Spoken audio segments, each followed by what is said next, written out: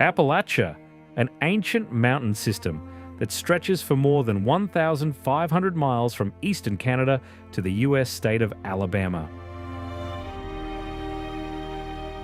Within the United States, they pass through 13 states, forming a broad region with its own unique way of life. Although these mountains appear relatively modest in elevation today, they are among the oldest mountain ranges on Earth.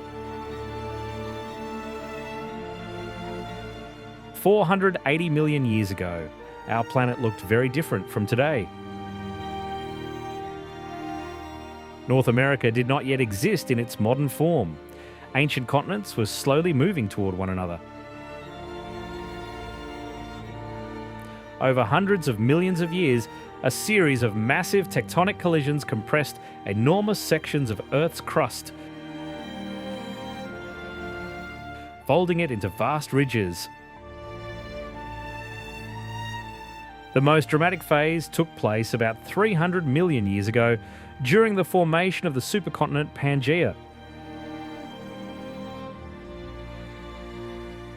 At that time, the ancient ancestors of North America and Africa collided.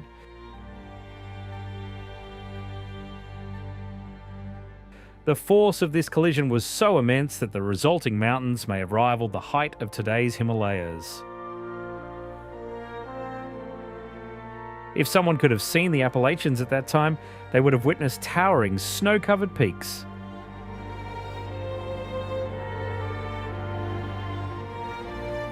But mountains are constantly changing. Millions of years of rain, wind, rivers, and glaciers gradually wore down these ancient peaks.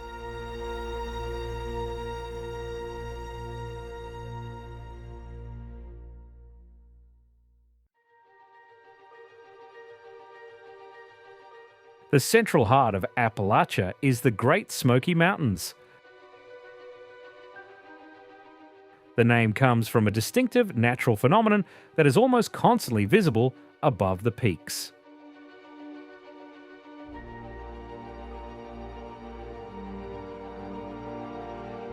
A light bluish haze often blankets the ridges and valleys, creating an impression of endless depth in the landscape.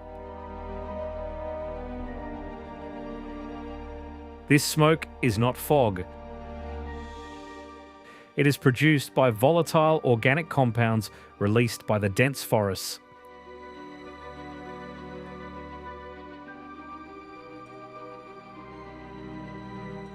Despite their modest elevations, the highest peaks rise just over 6,500 feet. This area contains one of the richest ecosystems on the planet.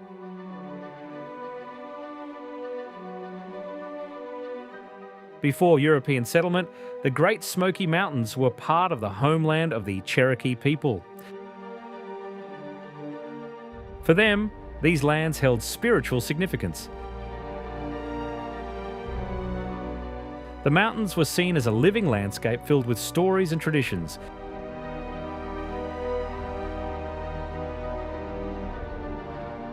With the arrival of European settlers in the 18th and 19th centuries, the region changed. Settlements expanded, forests were cleared, and the traditional way of life of Indigenous peoples was disrupted.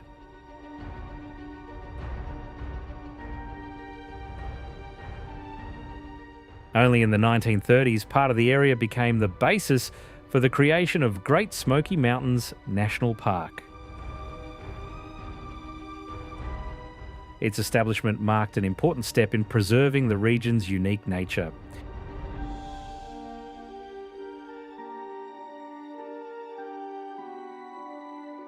Among the crests and ridges of the Appalachians runs the Blue Ridge Parkway, often called the road through the clouds.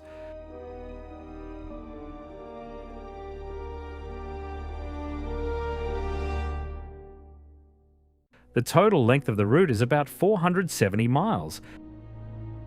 And along its entire course, the road rarely descends into cities.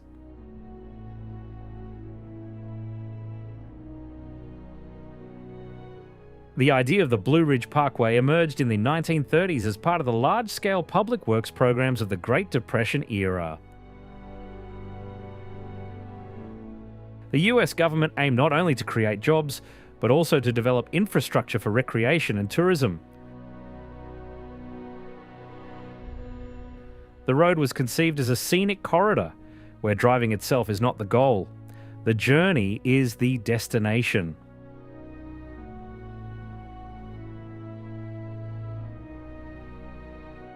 Construction began in 1935 and continued for decades. With some sections only being completed in the late 20th century.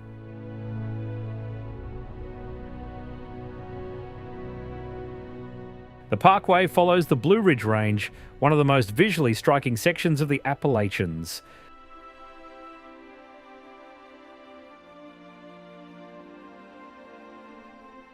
Speed limits are low and the road is carefully designed to blend into the terrain.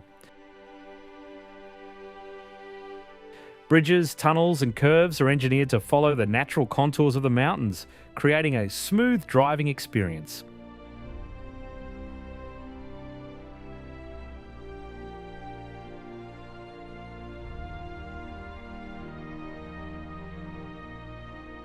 If the Blue Ridge Parkway allows one to read the ridges by car, then the Appalachian Trail is a way to literally experience them step by step.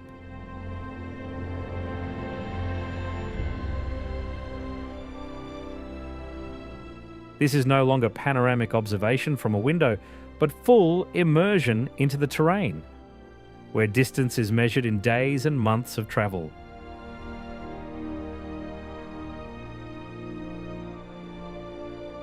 The trail is one of the longest hiking routes in the world, stretching 2,200 miles from Georgia to the Maine.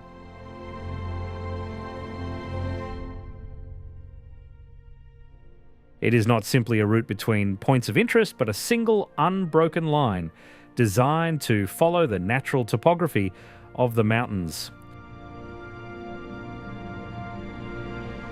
The trail climbs ridges, descends into valleys, crosses rivers, and returns to forest again.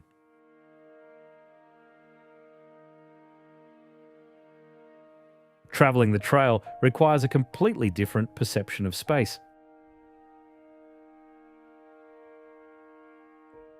It is a constant alternation of scales, where the traveller is always inside the landscape rather than above it. Completing the trail from end to end typically takes 5 to 7 months.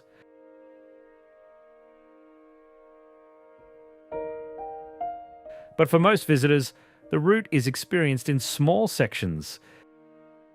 Millions of people walk individual stretches each year, whether for a few hours or a weekend.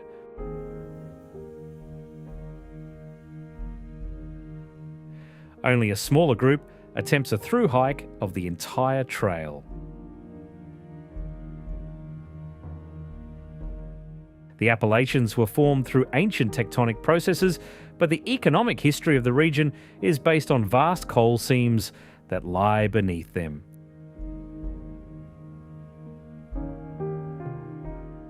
Industrial coal extraction began in the 19th century, when US industrialization sharply increased demand for energy.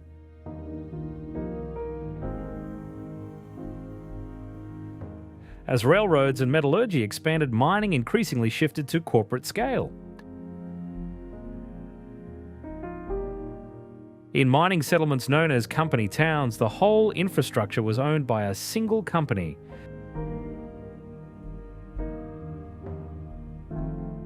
This created a rigid dependency of workers on employers. Wages often circulated back into rent payments and purchases at company-owned stores. The early 20th century became a period of intense labour conflict known as the Coal Wars of Appalachia. One of the most well-known episodes was the Matewan Massacre, when clashes between miners and private security agents resulted in fatalities. Today, the coal industry no longer plays the dominant role, but its legacy remains deeply embedded in the region. Many towns still retain visible traces of their mining past, from abandoned rail lines to derelict industrial sites.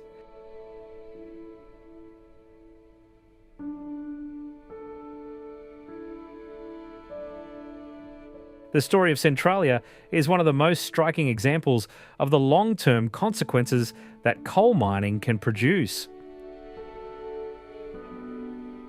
Like many settlements in the region, it existed because of the coal industry. Mines provided jobs, and coal fueled the industrial economy. But in 1962, the local authorities attempted to clean up a municipal landfill by burning waste. However, the fire penetrated abandoned mine workings, slowly expanding deeper into the geological layers. A coal seam beneath the town began to burn, and the process proved impossible to control.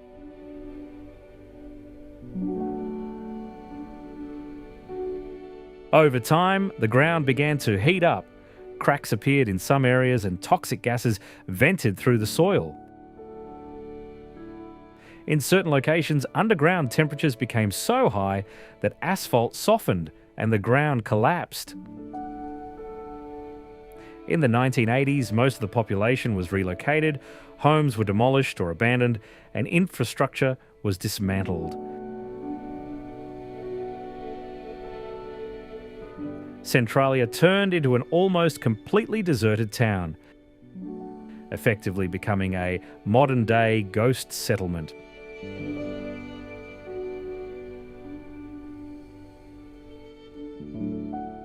In the dense, humid forests of Appalachia lives one of the most recognizable animals of North America, the black bear.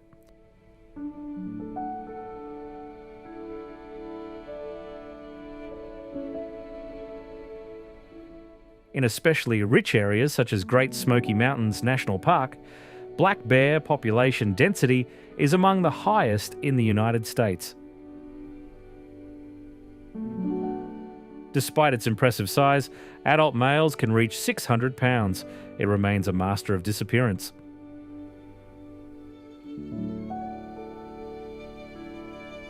Dark fur dissolves into the shadows of the understory, and silent movement makes it feel like a ghost.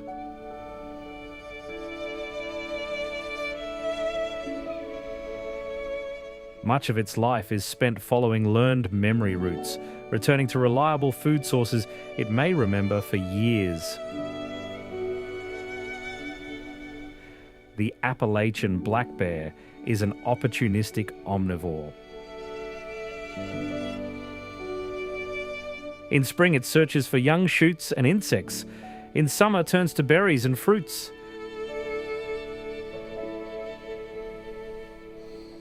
And in autumn, it focuses on nuts.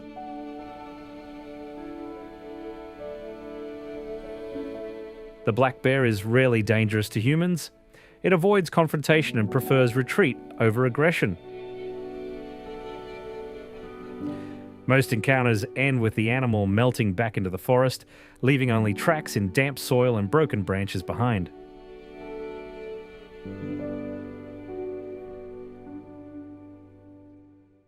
The southern Appalachians, especially the area of the Great Smoky Mountains and surrounding ranges, are often referred to as the capital of salamanders.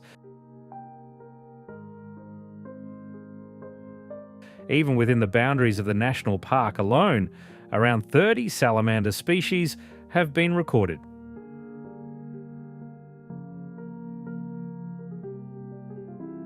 Across the broader Appalachian region, dozens of species occur, many of them endemic, found nowhere else on Earth.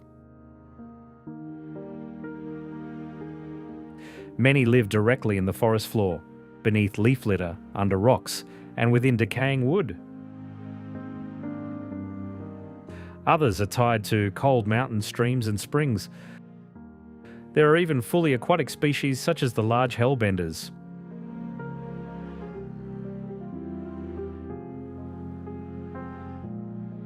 This extraordinary diversity is the result of a unique combination of factors. First is climate. Humid, mild and rich in precipitation, with consistently moist soils. Second is geology. Ancient, heavily dissected mountains that create thousands of isolated microhabitats. And third is deep evolutionary time. Millions of years of relative stability that allowed species to slowly diverge into increasingly specialized forms.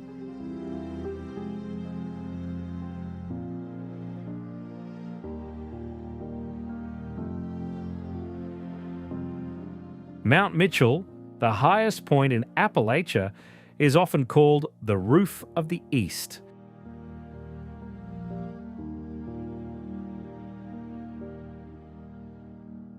Its summit rises to 6,684 feet above sea level and stands in sharp contrast to the soft, rolling outlines of the Blue Ridge Mountains.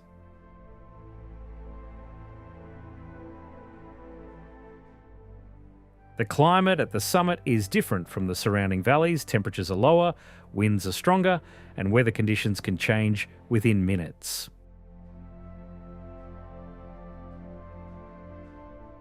These conditions support unique high-elevation spruce fir forests that resemble the boreal ecosystems of Canada.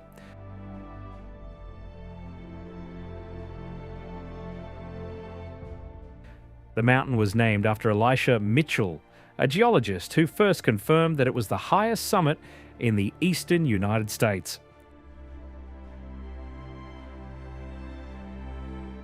In 1857, he tragically died nearby while remeasuring the height of a waterfall.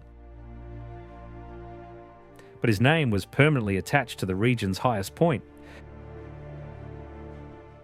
A scenic road leads close to the top, followed by a short trail to an observation platform.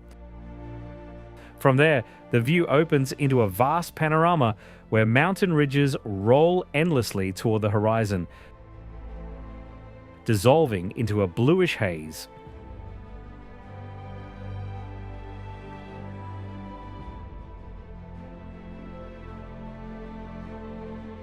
Located near the small mountain community of Little Switzerland, Emerald Village is not a single mine but a complex of old mining sites transformed into an interactive space. The central underground experience is the Bon Ami Mine, an early 20th century industrial operation. It originally produced feldspar and quartz, minerals essential for the manufacture of ceramics and household chemicals.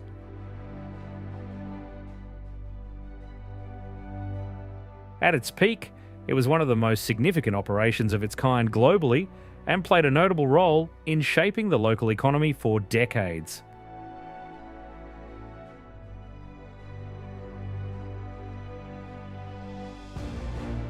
Today, visitors descend into its open and partially enclosed galleries via stairways and wooden structures. This is not a conventional dry tourist cave. It retains the atmosphere of a real working environment. In addition to the mine itself, Emerald Village includes multiple levels of exhibits and museums built along the mountainside.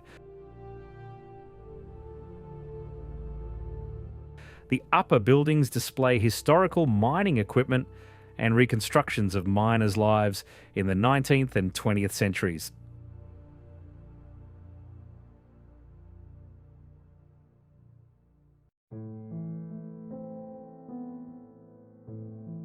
If you look at a map of the Appalachians, many of the mountains seem remarkably similar. Long forested ridges fading into the horizon. But every so often, nature creates something entirely different. One such place is Chimney Rock State Park.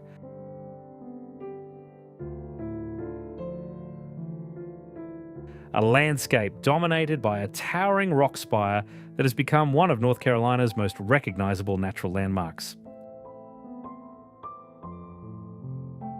Over millions of years, water, wind, and temperature changes gradually wore down the ancient rocks of the Appalachians.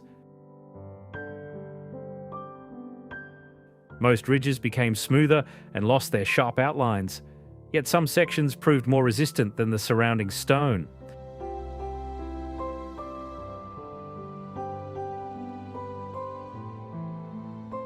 The result is Chimney Rock itself, a massive granite monolith rising more than 300 feet above the valley floor.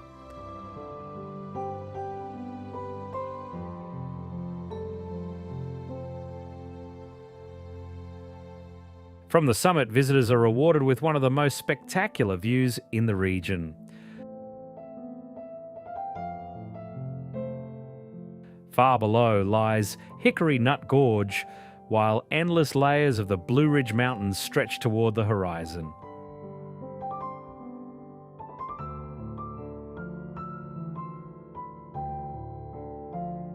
But the rock formation is only part of the story. Surrounding it is an entire world of gorges cut by rivers and waterfalls.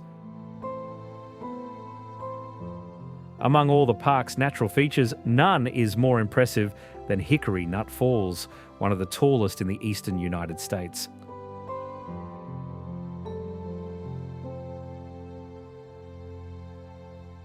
Water plunges about 400 feet from a rocky cliff, breaking into a cloud of mist as it reaches the base. Interestingly, the falls gained fame far beyond North Carolina through cinema.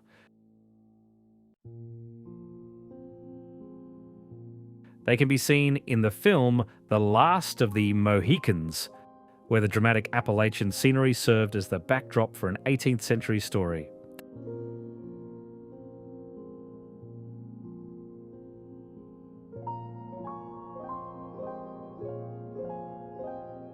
Linville Gorge is often referred to as the Grand Canyon of North Carolina. It may be far smaller than its famous western counterpart, but in terms of dramatic scenery, it loses none of its impact. The gorge cuts through the heart of the Blue Ridge Mountains. Over millions of years, the Linville River has slowly carved its way through the ancient rocks of the Appalachians.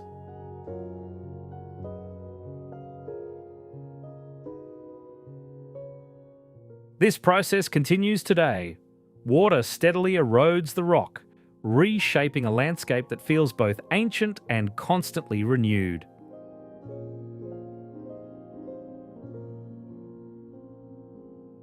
Unlike most surrounding mountains where slopes gradually blend into one another, the gorge is marked by sheer cliffs.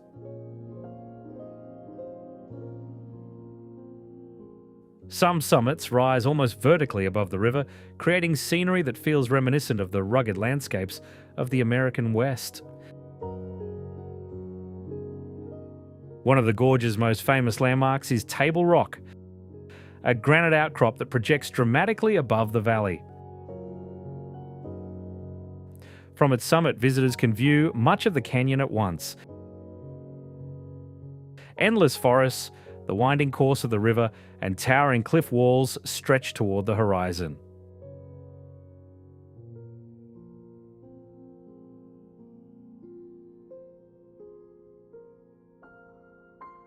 And just a short distance away, there is a place that offers a completely different perspective.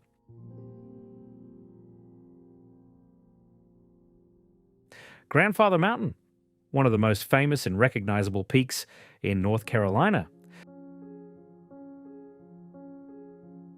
The unusual name comes from its distinctive silhouette. From a distance, the outline of the ridge resembles the profile of an elderly man lying on his back.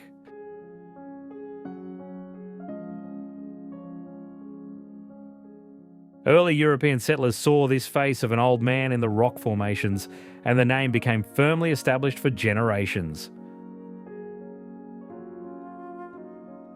Although Grandfather Mountain rises to less than 6,500 feet, its geological significance is far greater. The rocks that compose the mountain formed more than 1 billion years ago, long before complex life existed on land.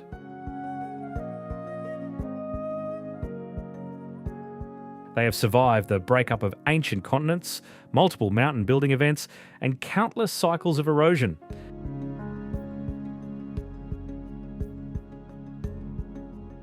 Spanning a gap between rocky outcrops is the mile-high swinging bridge. This suspension bridge was built at an elevation of about 5,300 feet and is considered one of the highest of its kind in the United States.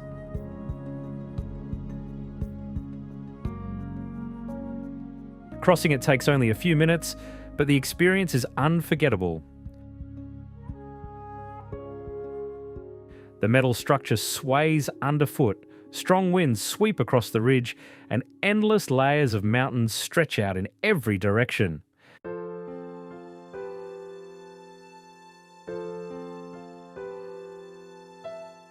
Leaving high summits behind, we arrive in one of North Carolina's most well-known mountain towns, Boone.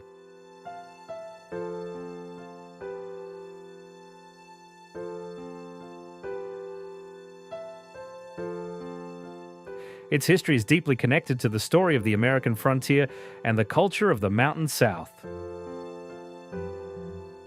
The town was named after Daniel Boone, the legendary 18th century pioneer. Although Boone himself never lived here permanently, his journeys through mountain passes made him a symbol of westward expansion.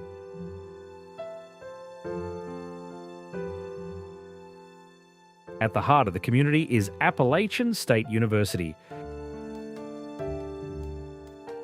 which attracts thousands of students from across the region.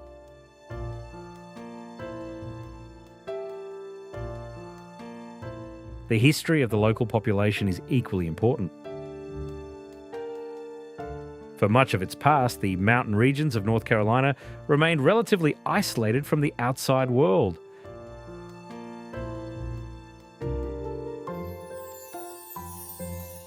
That helped preserve traditions that disappeared from many other parts of the United States during the 19th century.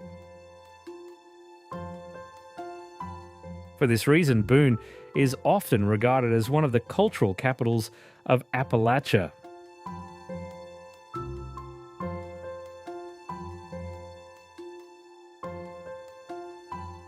Unlike most of the region's valleys, which were shaped by natural forces, Watauga Lake is the result of human engineering. The lake was created in the late 1940s when the Watauga River was dammed as part of a hydroelectric project.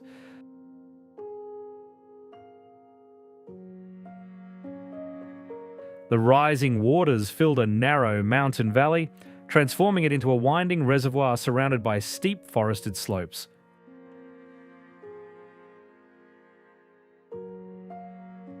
What makes Watauga Lake remarkable is how naturally it blends into the landscape.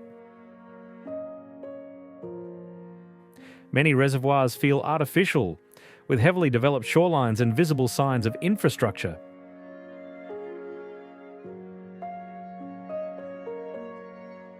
Here, however, the surrounding mountains dominate the view. Dense forests extend almost to the water's edge, and from many vantage points it is difficult to tell that the lake did not always exist.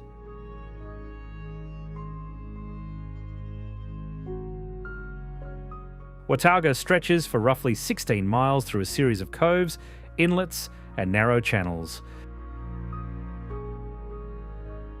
Its shoreline follows the contours of the mountains, creating a maze-like landscape where every bend reveals a new view.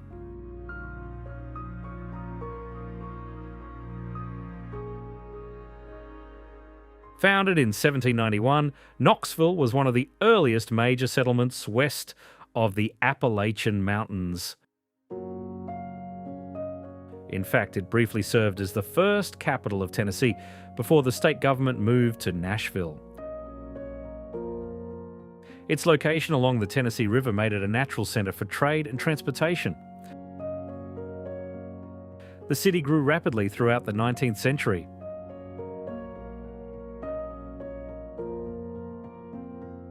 As railroads expanded across the Appalachians, Knoxville became an important commercial hub.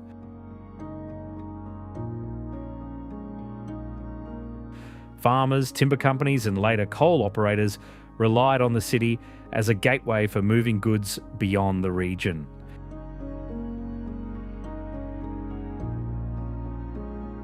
The most recognisable landmark is Sun Sphere, a rare surviving structure from the 1982 World's Fair.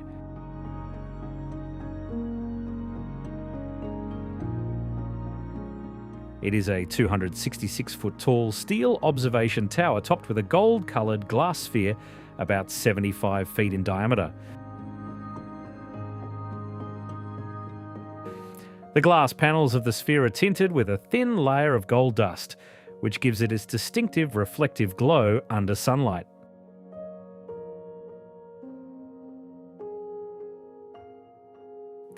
The idea was to create a futuristic representation of the sun itself, matching the fair's theme of energy and technological progress.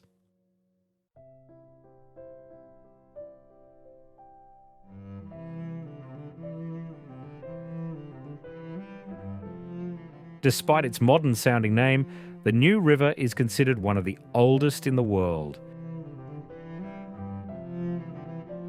It is believed to have existed even before the Appalachians took on their present form.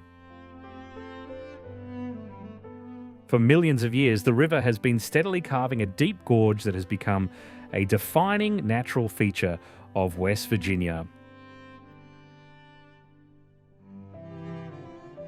For nearly 60 miles, the river winds through steep, forested slopes. In places, the gorge reaches depths of more than 1,000 feet.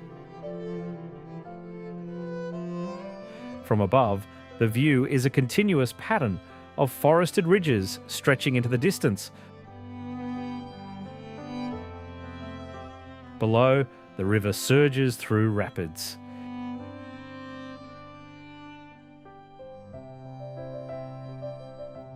In the late 19th and early 20th centuries, coal mining expanded into the area. Thousands of workers extracted coal that powered the rapidly industrializing United States. Many of those settlements have since disappeared, while nature has gradually reclaimed parts of the former industrial landscape. But the true symbol of the gorge is neither the river nor the mining heritage. It is the monumental New River Gorge Bridge.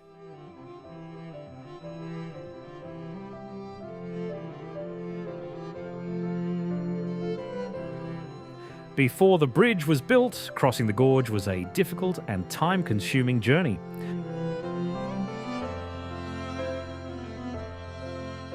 Drivers had to descend winding mountain roads to the river and then climb back up the opposite side. In 1977, a steel arch bridge spanning more than 3,000 feet was completed over the gorge. At the time of its opening, it was the longest single-span arch bridge in the world. Its scale is so immense that the Statue of Liberty could fit comfortably beneath its arch.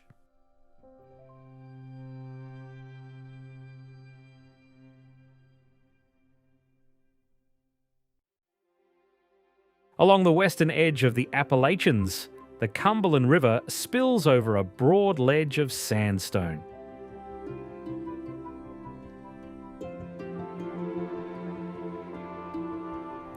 Often called the Niagara of the South, Cumberland Falls is only about 68 feet high.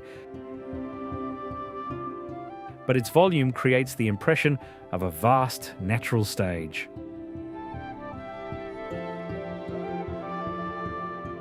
During periods of heavy rain, the river swells into a continuous white curtain of water, roaring as it breaks into mist and spray. The waterfall is famous for a rare nighttime phenomenon. It is one of the few places in the Western Hemisphere where a moonbow can be observed. On clear nights with a bright full moon, the fine mist above the falls refracts the light into a faint, ghostly spectrum hovering in the darkness.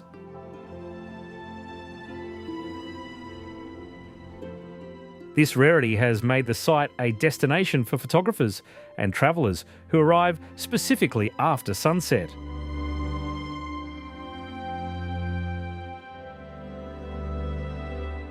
Even without the moonbow, however, the falls are powerful in their own right.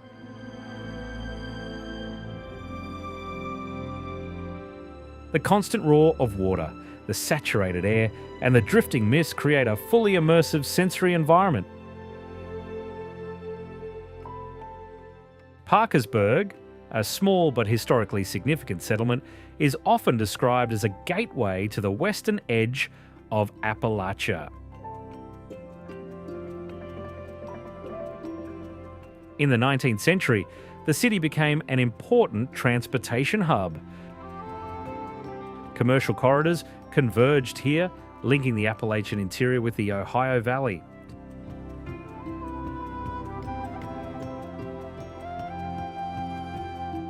This connectivity quickly transformed Parkersburg into a centre of commerce and later industry.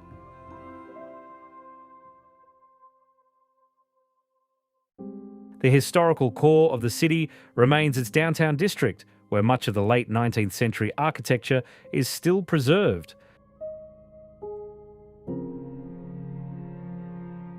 But its most recognisable civic landmark is the Wood County Courthouse. Completed in 1899, the courthouse was already the fifth such building to serve the county.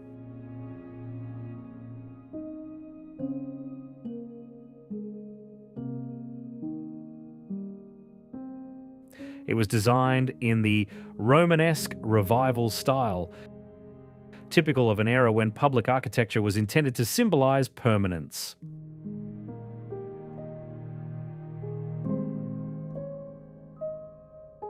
Heavy stone walls, arched windows, and a prominent clock tower give the structure a sense of monumentality.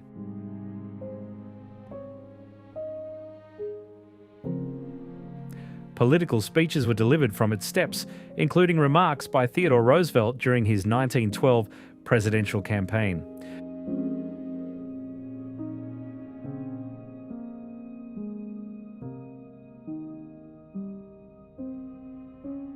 At first glance, Hocking Hills no longer look like the classic Appalachians with their continuous ridges.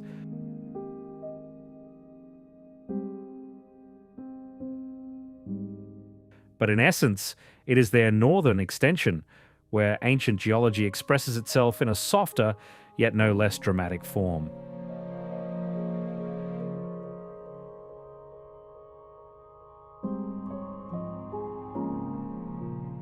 Glacial processes did not fully cover the region, but still significantly shaped its structure. The defining feature of Hocking Hills is the combination of caves that are hidden within the forested landscape.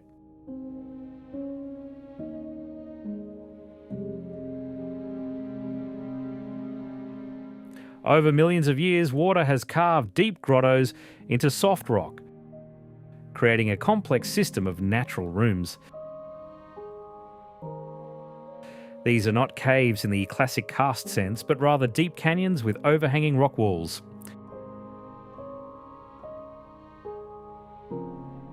After rainfall, waterfalls drop from the rim, turning the space into a stage where water, light, and sound function as a single system.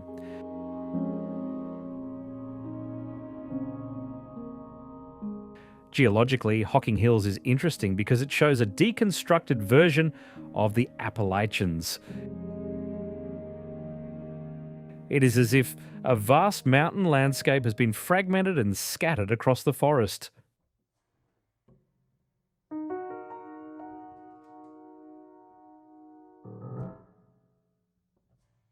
Back in the central Appalachians, the Red River carved its way through layers of sandstone, gradually cutting massive cliff walls.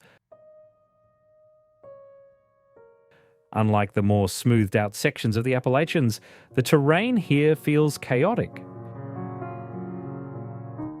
as if nature were experimenting with forms.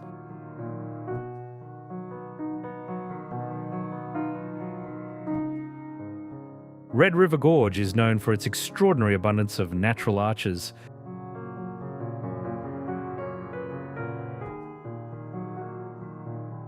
There are dozens, if not hundreds, each formed through slow erosion.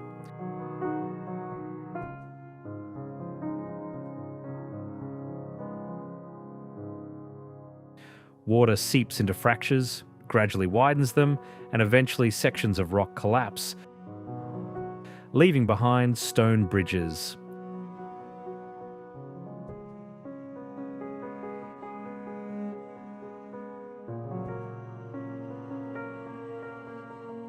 The canyon walls rise dozens of feet high, forming near vertical cliffs that make the area especially attractive to rock climbers. Red River Gorge is considered one of the premier sport climbing destinations in the eastern United States. With hundreds of routes of varying difficulty, it draws thousands of climbers from around the world each year.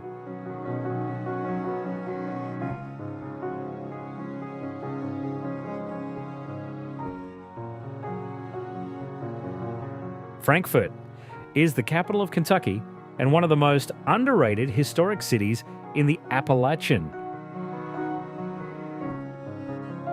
Unlike the mountainous regions of eastern Kentucky, the terrain here is more subdued. Rolling hills and wide river floodplains. This geography made it a natural choice for an administrative centre as early as the late 18th century. Frankfort became the capital in 1792, shortly after the state joined the United States.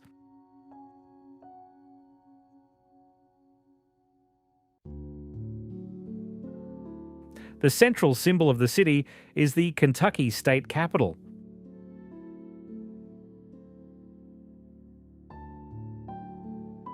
The building follows a restrained Beaux-Arts vocabulary. The exterior is constructed from Indiana limestone, giving it a pale, monumental appearance.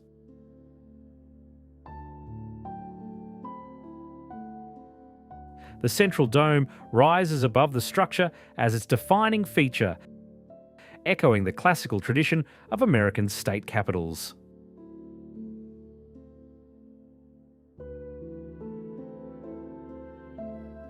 Wide lawns and axial walkways frame the building.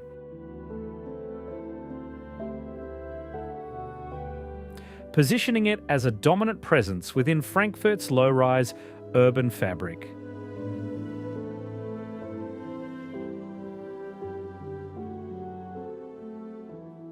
From certain vantage points along the river or surrounding hills, the dome even appears detached, visually elevated above the surrounding geography.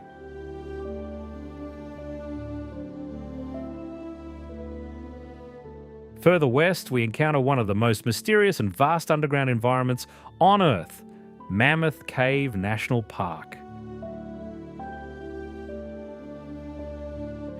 On the surface, the landscape appears deceptively calm. Forests, farmland, and gently undulating hills. But beneath this quiet exterior lies an entirely different world. A massive cave system that is, by surveyed length, the longest in the world. More than 400 miles of mapped passages form a complex, three-dimensional network of tunnels, chambers, underground rivers, and vertical shafts. The formation of this system began hundreds of millions of years ago, when what is now Kentucky was covered by a warm, shallow sea. Layers of limestone formed from ancient marine sediments were gradually uplifted and exposed to rainwater.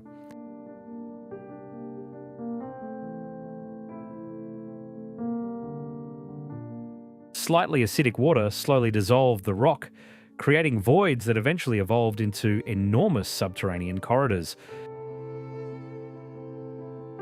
The name mammoth does not refer to prehistoric animals, but rather to the scale of the system. Everything here exists in vast proportions. Some passageways are tens of feet high, and individual chambers are so large that entire city blocks could fit inside them.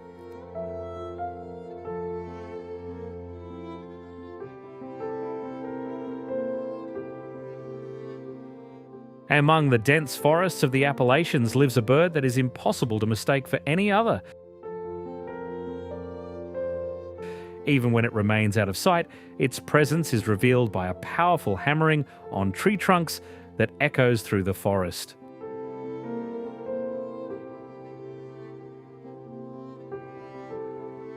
This is the pileated woodpecker, the largest woodpecker in eastern North America. An adult bird can reach nearly 20 inches in length, with a wingspan of more than 28 inches.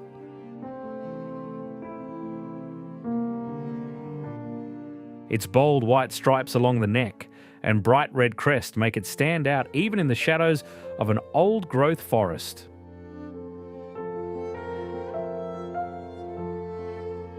Woodpecker spends much of its time searching for insects hidden deep inside wood. Its powerful chisel-like bill can literally tear apart decaying trunks and excavate enormous rectangular holes.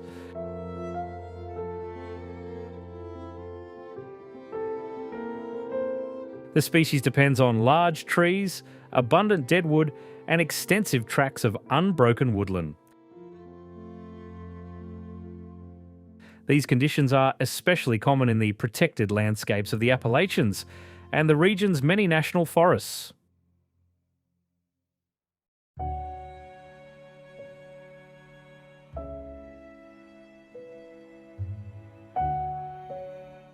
Continuing north through the mountains of West Virginia, we enter one of the most scenic corners of the Central Appalachians.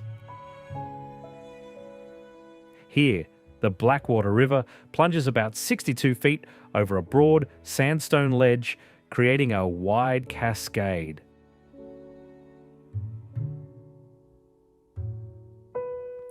By North American standards, it is far from the tallest waterfall, yet its appearance makes it unmistakable. The river gets its name from its unusual colour. The water often appears dark brown, almost like strong tea. This coloration is entirely natural. As the river flows through forested bogs, decaying needles and plant material release tannins into the water.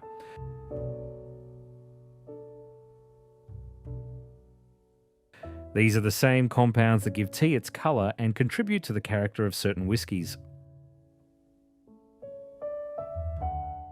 Against the bright white foam of the falls, the dark water creates a striking contrast that visitors rarely forget. At elevations exceeding 3,000 feet, the climate here is noticeably cooler than in the valleys below. Red spruce and hemlock forests dominate many areas, creating scenery more reminiscent of eastern Canada.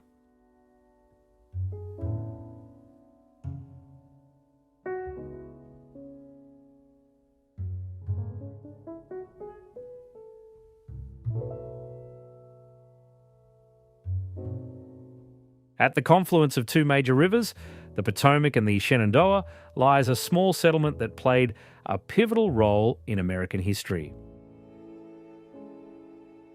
Harper's Ferry sits inside a narrow river gorge where water cuts directly through the Appalachian Plateau.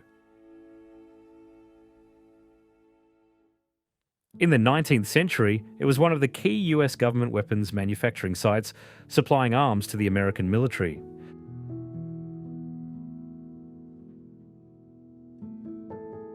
Yet Harper's Ferry is best known not for industry, but for the events of 1859. It was here that abolitionist John Brown led an armed raid on the Federal Armory, intending to spark a broader uprising against slavery. Although the raid was quickly suppressed, its political and psychological impact was enormous. It intensified national tensions and is widely regarded as one of the major catalysts leading to the American Civil War.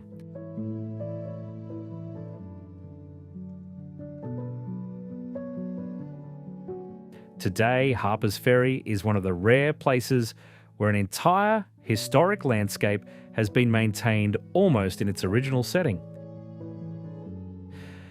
With 19th century streets and buildings embedded directly into the surrounding Appalachian terrain.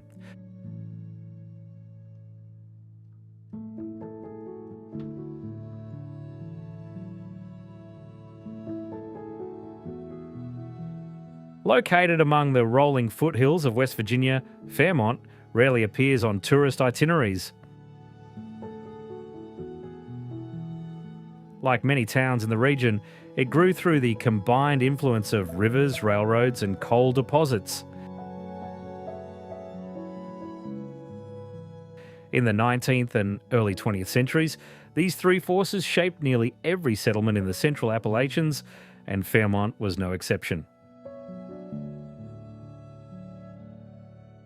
During the period of rapid industrial expansion, the city became an important centre for coal extraction.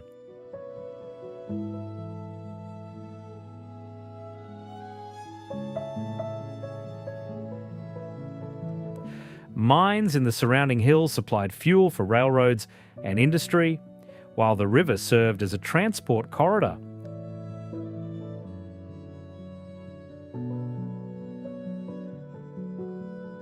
The central historic landmark is the Marion County Courthouse.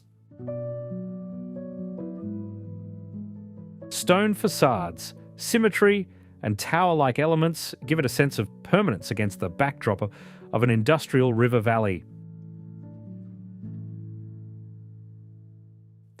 As coal production declined, the local economy shifted towards services and regional commerce.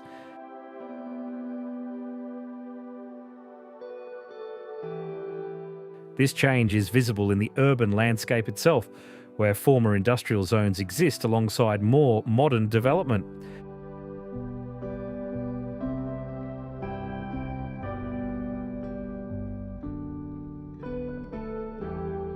Sitting in the broad Cumberland Valley between the ridges of the Appalachians, Hagerstown has long served as a gateway through the mountains. The city was founded in the 1760s by German immigrant Jonathan Holger, whose name it still bears today.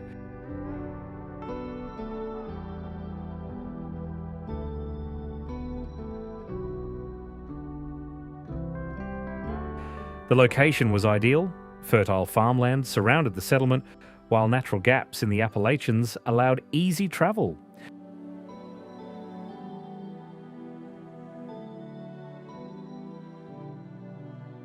Yet this geography also placed Hagerstown at the centre of one of the most turbulent periods in American history. During the Civil War, the city changed hands multiple times as Confederate and Union forces moved through western Maryland.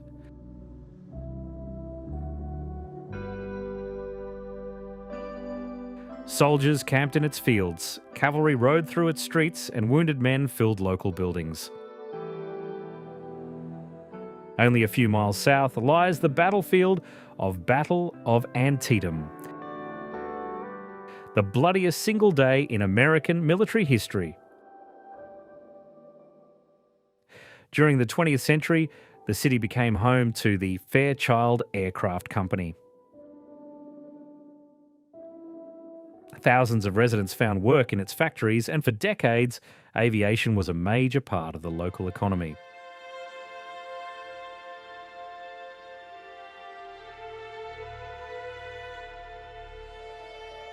Harrisburg may be Pennsylvania's capital, but it often feels more like a grand open-air museum of the state's history.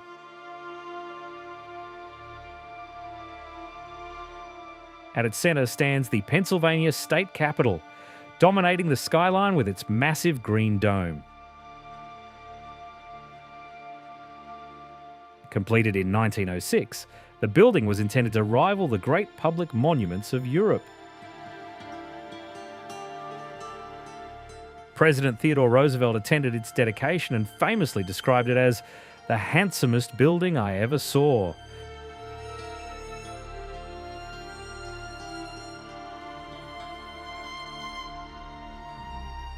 Today, it houses the offices of the governor, the Pennsylvania legislature, and the state's highest courts. Flowing through the heart of Pennsylvania, the Susquehanna River created both an opportunity and an obstacle.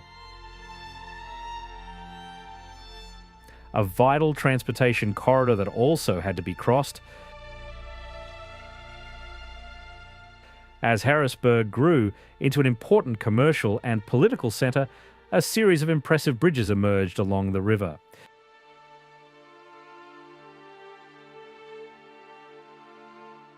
Market Street Bridge, completed in 1928, replaced a series of earlier bridges and remains one of Harrisburg's most recognisable landmarks.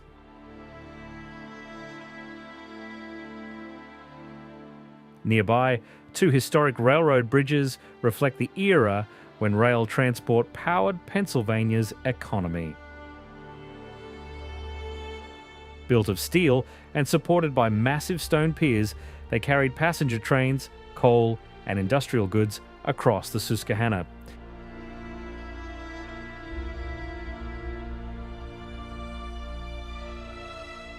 After the monumental Harrisburg, Jim Thorpe feels almost miniature.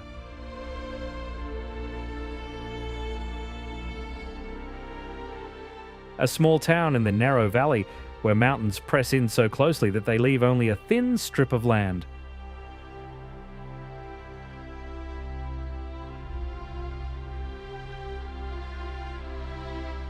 Historically, this was the former Mach Chunk, one of the key centres of Pennsylvania's anthracite coal industry.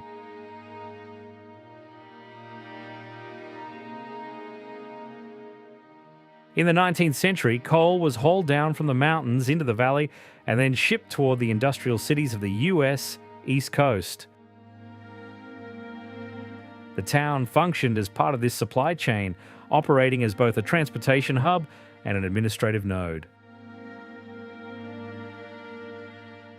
The downtown area is a dense cluster of 19th century buildings.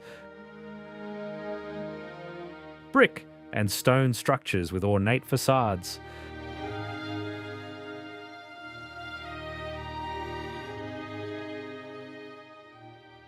Almost everything here dates to the period when the coal economy defined the town's growth and status.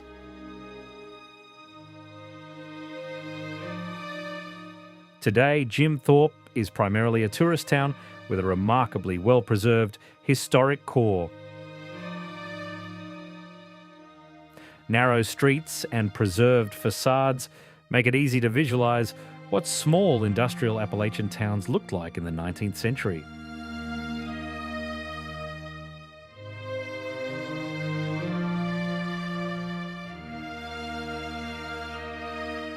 By the standards of New York or Philadelphia, Allentown is still only a mid-sized city.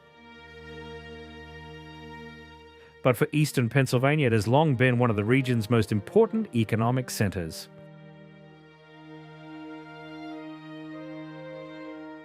Allentown is located in the Lehigh Valley, a broad lowland situated between the ridges of the Appalachians.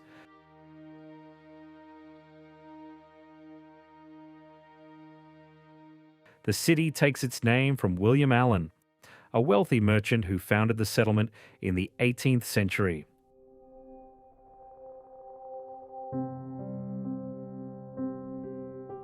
Its real period of growth, however, began much later, when vast deposits of anthracite coal were discovered in the Lehigh Valley. That coal helped make the region one of the driving forces behind America's Industrial Revolution.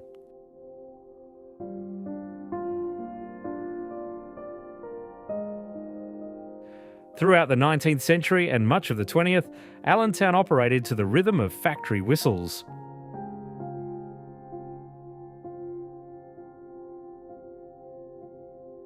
And like many cities in Appalachia, it faced serious challenges as heavy industry declined.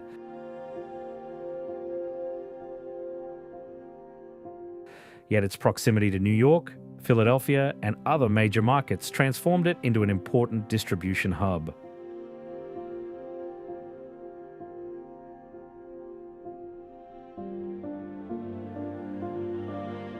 The story of Appalachia is not only about coal mines and industrial cities. Drive just a few hours northeast from the Lehigh Valley, and the mountain slopes grow steeper, the forests denser. Located in the Catskill Mountains, Catskill Falls is widely considered one of the most picturesque waterfalls in the northeastern United States.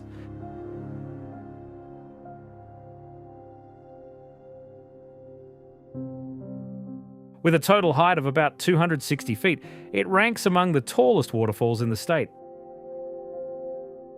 Yet its fame comes from more than just its size.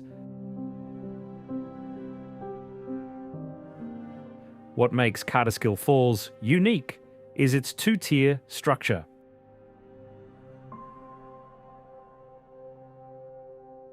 The water first plunges from an upper cliff onto a broad rock ledge before dropping again to the valley below.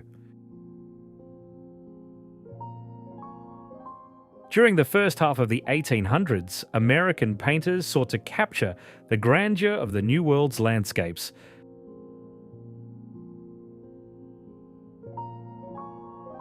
Catskill became one of their favourite subjects. Paintings of the waterfall were exhibited in major cities across the country and made a powerful impression on the public.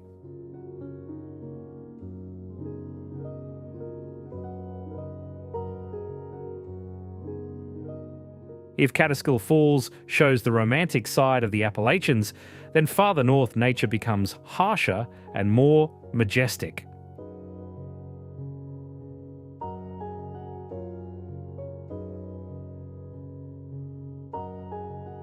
In the state of New Hampshire, the mountains look different.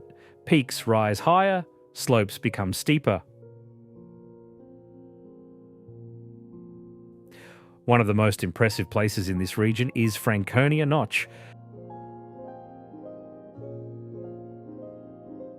a narrow mountain pass carved by glaciers millennia ago. During the last ice age, massive bodies of ice slowly moved through the mountains, scraping away rock. When the glaciers retreated, they left behind a landscape that today is considered one of the most beautiful in the entire northeastern United States.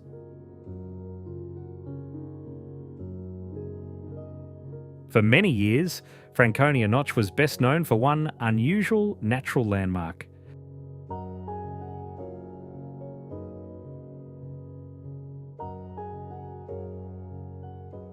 On the slopes of Cannon Mountain stood a rock formation known as the Old Man of the Mountain.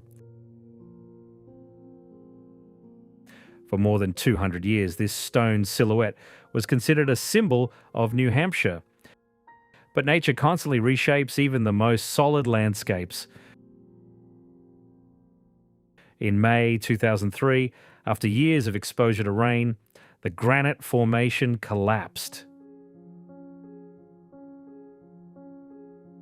The Old Man of the Mountain disappeared, leaving behind only memories.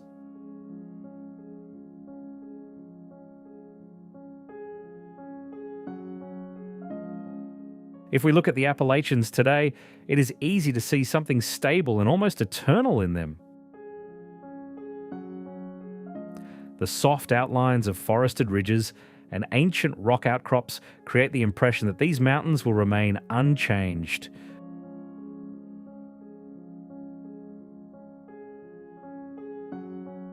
But if we imagine a far future, Tens of millions of years ahead, the Appalachians will likely lose their mountainous character entirely.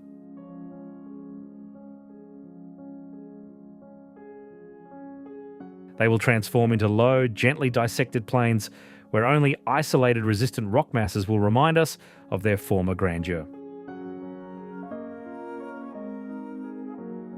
But even this process will not be the end of the story. Over time, tectonic forces may uplift these lands again or create entirely new mountain systems.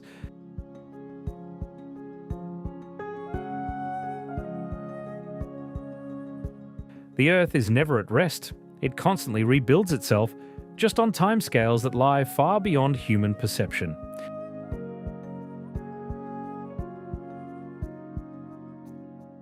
Against this background, it becomes especially clear how brief human life is.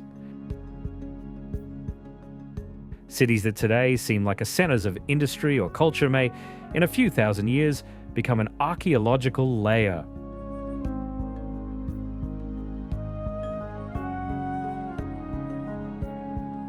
And in millions of years, they will disappear without a trace, dissolved into the same processes that form the mountains themselves.